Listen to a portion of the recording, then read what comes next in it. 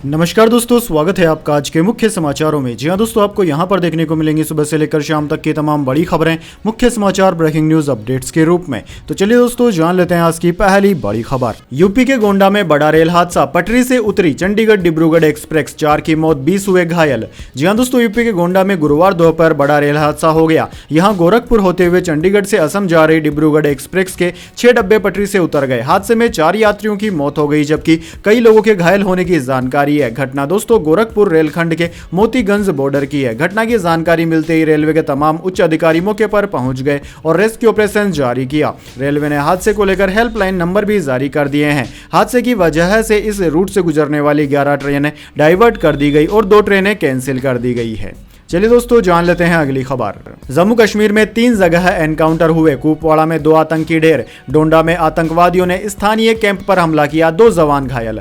जी हां दोस्तों, जम्मू कश्मीर के कुपवाड़ा के कैरन इलाके में सेना ने एनकाउंटर में 2 आतंकवादियों को मार गिराया। सेना को यहां कुछ आतंकवादियों के छिपे होने की सूचना मिली थी, जिसके बाद सर्च ऑपरेशन चलाया गया। इसी दौरान आतंकवादियों सेना के बीच मुठभेड़ शुरू हो गई, जो अभी भी जारी है। दोस्तों उधर डोंडा में भी 2 जगह एनकाउंटर चल रहा है। गुरुवार तड़के आतंकवादियों के हमले में 2 सैनिक घायल हो गए थे। सेना के अधिकारियों ने बताया कि काश्तीगढ़ इलाके के जद्दन बाटा गांव में बुधवार देर रात स्कूल में बने अस्थायी सुरक्षा शिविर पर आतंकवादियों ने गोलीबारी कर दी थी। इसमें 2 जवान घायल हुए हैं।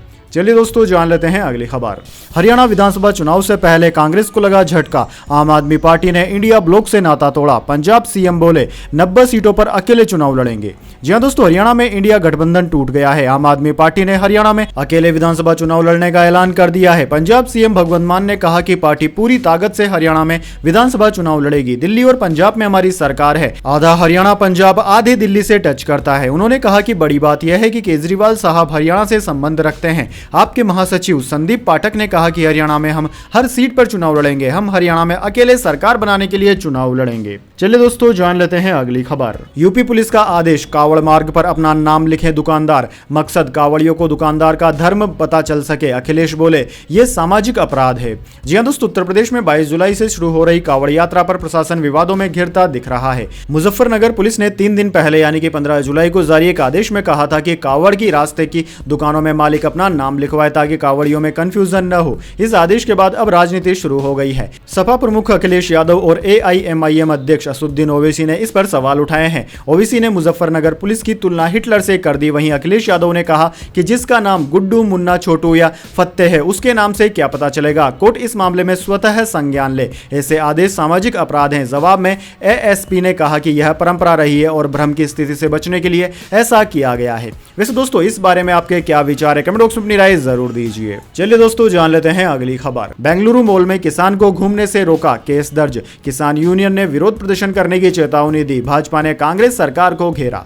जी हां दोस्तों, बेंगलुरु में 16 जुलाई मंगलवार को एक बुजुर्ग किसान को मॉल के अंदर घुसने से रोक दिया गया था। अब इस मामले में मॉल के मालिक और सुरक्षा गार्ड के खिलाफ FIR दर्ज की गई है। दरअसल दोस्तों, बुजुर्ग किसान मॉल में घुसते समय धोती पहने हुए थे। इस घटना के बाद किसान संगठनों में आक्रोश फैल गया है और उन्होंने मॉल के अधिकारियों के खिलाफ कार्यवाही की मांग की है। चश्मदीदों के अनुसार किसान अपने बेटे के साथ GT मॉल में प्रवेश कर रहा था। उसी वक्त सुरक्षा गार्डों ने उन्हें रोक दिया। मैनेजमेंट ने नियमों का हवाला देते हुए बताया कि धोती पहने किसी भी व्यक्ति को प्रवेश नहीं दिया जाएगा। गार्ड ने कथित तौर पर किसान के पैंट पहनने के लिए कहा, जिससे वह अपमानित और शर्मिंदा महसूस करने लगा था। यह घटना तब नजर में आई जब इस विवाद का एक वीडियो सोशल मीडिया पर वायरल हो गया। इस पर सोशल मीडिया यूजर्स ने कड़ी प्रतिक्रिया दी है। वैसे दोस्तों, कमेंट करके बताइए, क्या आपको नहीं लगता कि केंद्र सरकार के कुछ मंत्रियों को इस तरह के मुद्दों पर बात करनी चाहिए, जिससे हमारे बुजुर्गों का सम्मान बढ़े और हमारी प्राचीन वेशभूषा को भी एक सम्मानित नजरों से देखा जाए।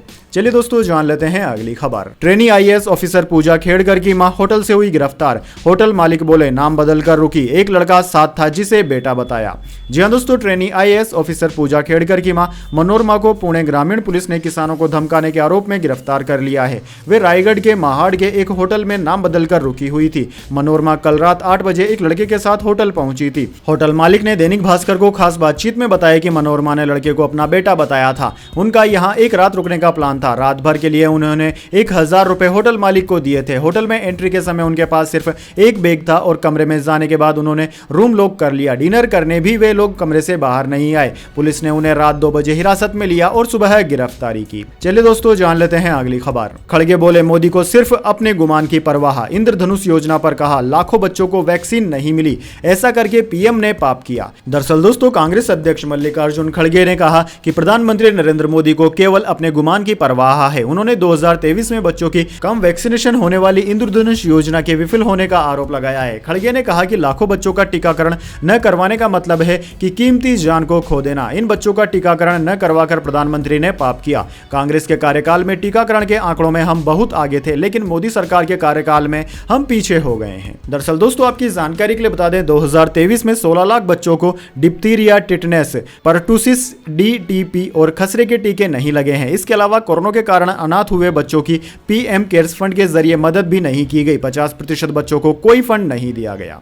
चलिए दोस्तों जान लेते हैं अगली खबर। यूपी बीजेपी में खींचतान के बीच अखिलेश यादव का मानसून ऑफर, 100 लाओ सरकार बनाओ। जी हां दोस्तों, समाजवादी पार्टी के अध्यक्ष अखिलेश यादव ने गुरुवार को बड़ी बात कही। उन्होंने ट्विटर पर अपने एक पोस्ट में कहा कि मानसून ऑफर, 100 लाओ सरकार बनाओ। सपा नेता का यहां छोटा पोस्ट बहुत कुछ कहता है। दरअसल दोस्तों लोकसभा चुनाव परिणामों को लेकर भारतीय जनता पार्टी यानी कि भाजपा में जिस तरह की बयानबाजी चल रही है, उस हलचल पर अखिलेश यादव का यह ऑफर है। समझा जाता है कि सपा अध्यक्ष का यह ऑफर यूपी के डिप्टी सीएम केशव प्रसाद मौर्य के लिए है। इससे पहले अखिलेश यादव के पोस्ट लौट के बुद्धू घर को आए पर भी कई तरह की अटकलें लगी थी।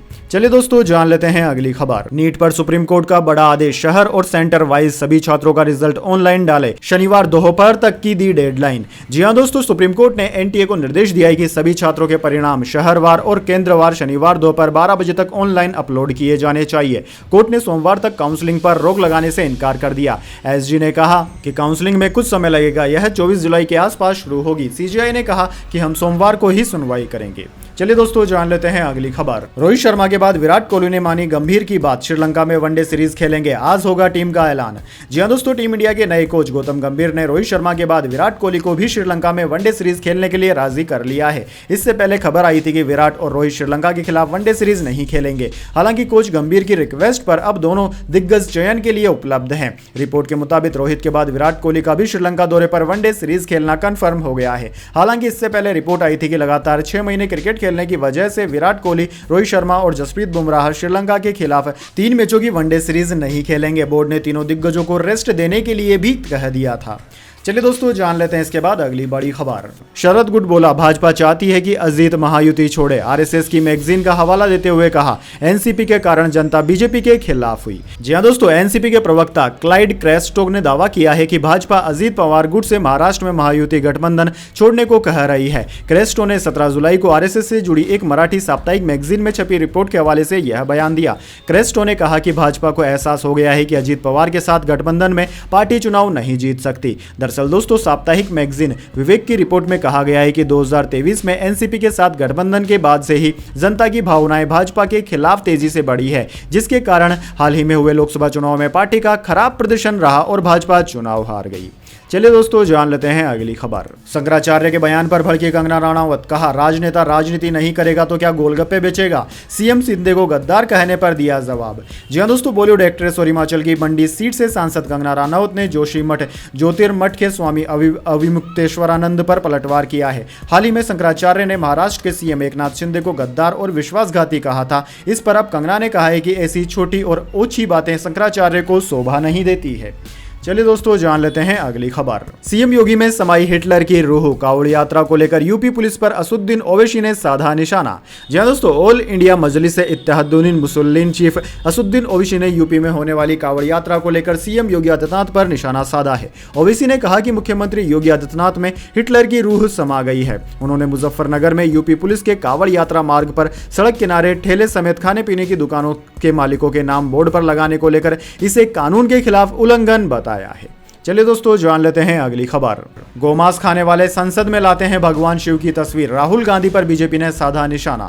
जी हां दोस्तों, भारतीय जनता पार्टी बीजेपी की राजस्थान इकाई के अध्यक्ष सीपी जोशी ने लोकसभा में नेता प्रतिपक्ष राहुल गांधी पर परोक्ष हमला बोलते हुए कहा कि गोमांस खाने वाले संसद में भगवान महादेव का चित्र लेकर आते हैं। जोशी ने बुधवार को दौसा में पार्टी की एक बैठक में यह टिप्पणी की। उनके भाषण का एक वीडियो सोशल मीडिया पर सामने आया है। जोशी ने किसी का नाम लिए बगैर कहा कि भारत चीन के बीच सीमा पर तनाव है और राहुल गांधी चीन के राजदूत के साथ हाथ से हाथ मिलाकर बैठे रहे जो गोमांस खाता है और संसद में भगवान महादेव का चित्र लेकर आता है। इसे बर्दाश्त नहीं किया जा सकता। चलिए दोस्तों जान लेते हैं अगली खबर। जगन्नाथ मंदिर का रत्न भंडार 4 दिन में दोबारा खुला, कीमती सामान स्ट्रांग रूम में शिफ्ट होगा। अब तक 6 बॉक्स खजाना निकल चुका है। जी हां दोस्तों, ओडिशा के पुरी स्थित जगन्नाथ मंदिर का रत्न भंडार यानी कि खजाना गुरुवार को एक बार फिर खोला गया। इस दौरान इनर रत्न भंडार में मौजूद आभूषण और कीमती सामान को अस्थायी स्ट्रांग रूम में शिफ्ट किया जाएगा। इससे पहले दोस्तों रविवार को 46 साल बाद रत्न भंडार को खोला गया था, जिसमें आउटर रत्न भंडार का सामान 6 बॉक्सों में शिफ्ट करके सील किया गया था। मंदिर प्रशासन ने सुबह 8 बजे से मंदिर में श्रद्धालुओं के प्रवेश पर रोक लगा दी है।